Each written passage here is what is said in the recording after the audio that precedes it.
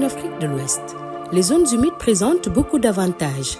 Elles offrent un large éventail de services écosystémiques qui contribuent non seulement à la sécurité alimentaire, mais également à la réglementation des inondations. Les zones humides au Sénégal et en Afrique de l'Ouest sont des sites d'une importance capitale pour le développement économique et social.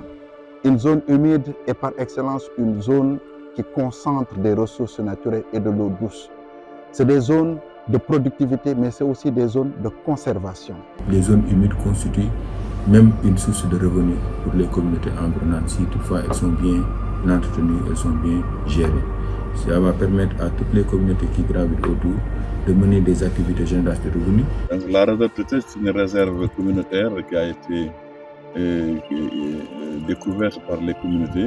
Grâce à la réserve que la commune Ronk intègre les GMS. Et ces GMS, non seulement à la communauté de prendre conscience de l'importance de la réserve, mais aussi et surtout d'essayer de la gérer, de la sécuriser en prenant en compte tous les aspects liés à l'environnement. D'où l'importance du projet GDZIAO qui a été mis en place par GMS en Africa afin d'améliorer les connaissances sur les zones ouest-africaines et les risques d'inondation dans une perspective de gestion durable.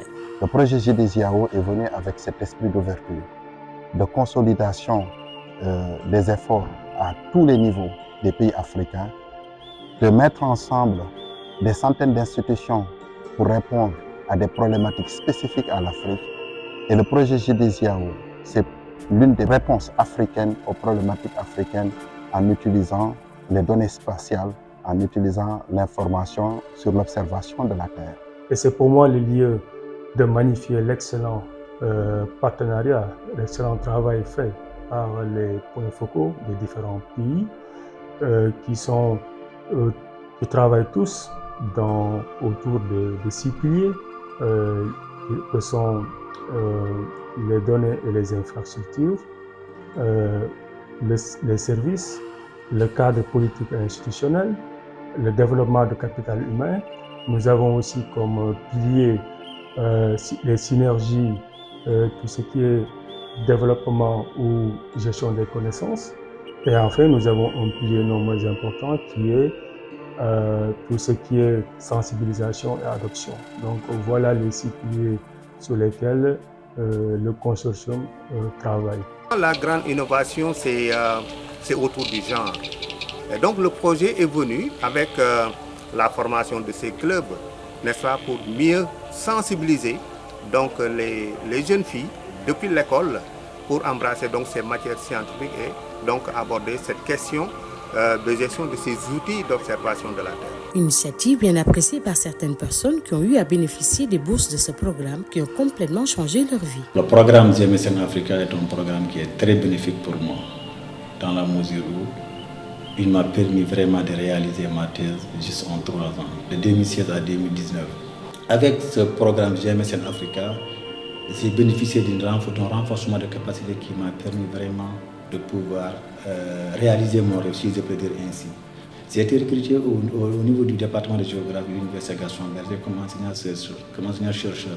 Néanmoins, le CSE m'a maintenu comme expert associé pour accompagner le projet, la réalisation et la mise en œuvre du projet GDZIAO. Boursière Master GDZIAO au Nigeria, Halima Idriss revient sur l'importance de ce programme qui a été très bénéfique pour elle. Proud recipient of the GDZIAO Consortium Project Research Support Fund under the GMS and Africa program.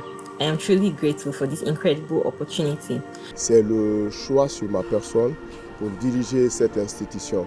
Pour rappel, dans le cadre de la mise en œuvre de ce projet, j'étais l'expert en communication de la République de Guinée. À travers nos différentes activités sur le terrain, les autorités ont décidé de me choisir comme directeur de cette institution. Et pour faire face à la vulnérabilité des populations africaines sur les risques liés aux inondations, le projet GDZIAO a proposé une bonne cartographie qui facilite la visibilité des besoins des populations en matière de solutions face à ces fléaux qui fait perdre beaucoup d'argent à nos États. Les inondations ont été un fléau majeur pour l'Afrique. En ce moment, à l'heure où nous vous parlons, en Afrique de l'Est, il y a des inondations majeures qui sont en train de se dérouler. Depuis 10 ans, depuis 15 ans, l'Afrique de l'Ouest est connue pour le nombre infinitésimal d'inondations qui a affecté nos communautés, particulièrement au niveau des villes. Mais l'information scientifique qui consiste à caractériser la vulnérabilité des inondations, cette information scientifique est restée parcellaire et incomplète. Et il n'y a pas de service effectivement basé sur l'observation de la Terre pour aller gérer ces inondations. Et GDGAO est venu proposer ce service pour répondre aux objectifs de l'Union africaine, l'objectif de l'agenda 63, les objectifs de développement durable, les objectifs liés au changement climatique et aux accords de Paris. Et c'est ce cocktail d'objectifs et cette complexité des besoins en matière de planification environnementale que le programme GDGAO est en train de résoudre à travers les services que nous développons, à la fois pour les inondations et pour les zones humides. Floods in recent times have been very prevalent and it's very destructive and they are causing a lot of economic woes. It has affected lives and livelihood. We need to actually take it more seriously than we are taking it. It has caused a lot of displacement also. Très reconnu pour son engagement dans la gestion durable des ressources naturelles et la préservation de l'environnement, l'expertise du CSE, lead du consortium GDGAO, n'est plus à démontrer.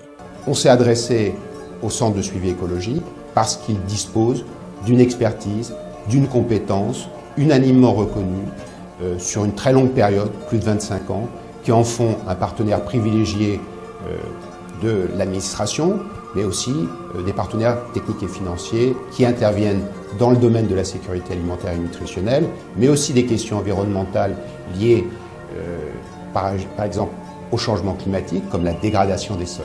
Donc, le CSE est un partenaire incontournable et c'est la raison pour laquelle nous l'avons choisi. Au niveau national, les résultats obtenus par le centre de suivi écologique ne sont plus à démontrer. C'est des résultats très importants, comme j'ai l'habitude de le dire. À chaque fois, il nous produit le rapport sur l'état de l'environnement au Sénégal, la situation des ressources naturelles. Aujourd'hui même, grâce à leur intervention et leur technicité, à temps réel, nous pouvons disposer de toutes les informations sur les ressources naturelles. Aujourd'hui, si même un incendie se déclare, ou un feu de brousse du moins se déclare dans le ranch de Doli, à temps T, nous pouvons localiser ce feu de brousse, nous pouvons mesurer son ampleur et éventuellement mobiliser les moyens adéquats pour y faire face. Donc globalement, nous pouvons dire que ce projet a été un plus pour le CSE et ce projet aussi a été un plus pour le Sénégal naturellement et ce projet a été un plus aussi même pour les autres pays partenaires. Donc c'est l'occasion, comme je l'ai dit tantôt, au regard de tout ce que je viens de dire, d'inviter les partenaires à davantage accompagner cette initiative pour atteindre d'autres résultats. Donc remercier tous les partenaires qui sont dans ce projet. Remercier d'abord l'Union africaine et l'Union européenne qui sont les principaux bailleurs de ce projet. Remercier les autres partenaires qui accompagnent le CSE. Il y a d'autres structures étatiques, il y a d'autres membres de la société civile, il y a des centres de recherche qui ont accompagné le CSE pour la réalisation de ces résultats.